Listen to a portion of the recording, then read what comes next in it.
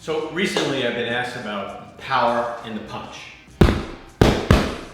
And I have observed several gyms recently also, and in going to these gyms I've been watching people hitting bags, whether it's a heavy bag or different kinds of speed bags, whatever. So it looks like they're swatting flies. I don't know what they're doing, but they're punching with their hands and their shoulders and not their bodies. When you punch with the body.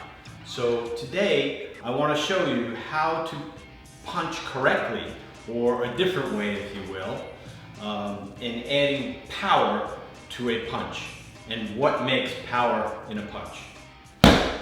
Now some people have genetics and DNA where their bone density is much heavier than somebody else's.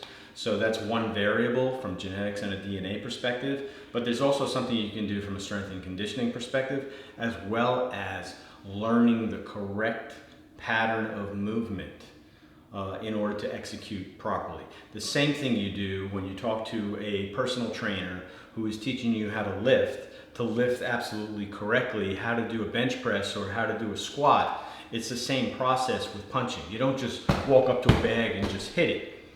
You're just swatting flies. So basically you want to learn how to use your core, and so the power is coming from the soles of the feet up through and into your hands and into your opponent. And that's what you need to learn. So the whole idea is getting the hip without getting the shoulder moving first. You're actually moving the hip first before the shoulder, because the shoulder will telegraph a punch. So you don't want to telegraph a punch, yet you still want to have the power. And to have that power, you have to have your obliques and your core and your abdomen moving at the same time. So you're putting absolute power into those punches. And that includes a jab.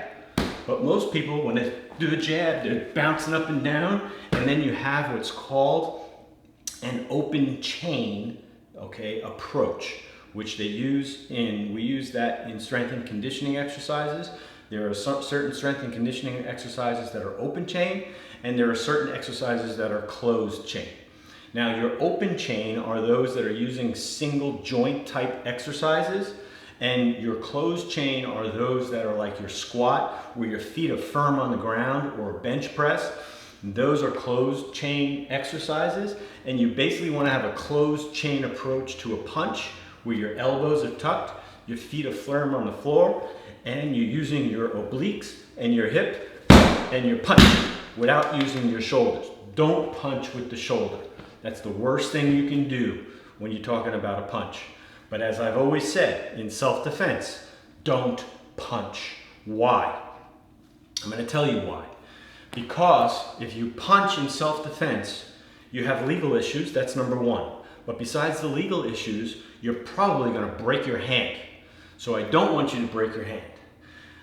Even boxers who are wearing gloves, after a 10-round fight, some of them have broken their hands, wearing gloves. Can you imagine what will happen if you hit a guy straight in his head and hit some bone? Your hand is going to end up broken, and he's going to walk away with a slight bruise, nothing more.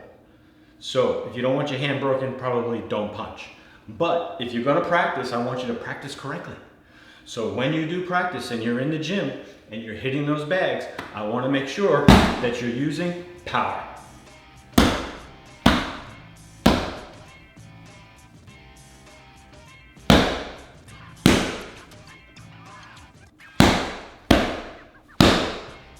So keep that in mind.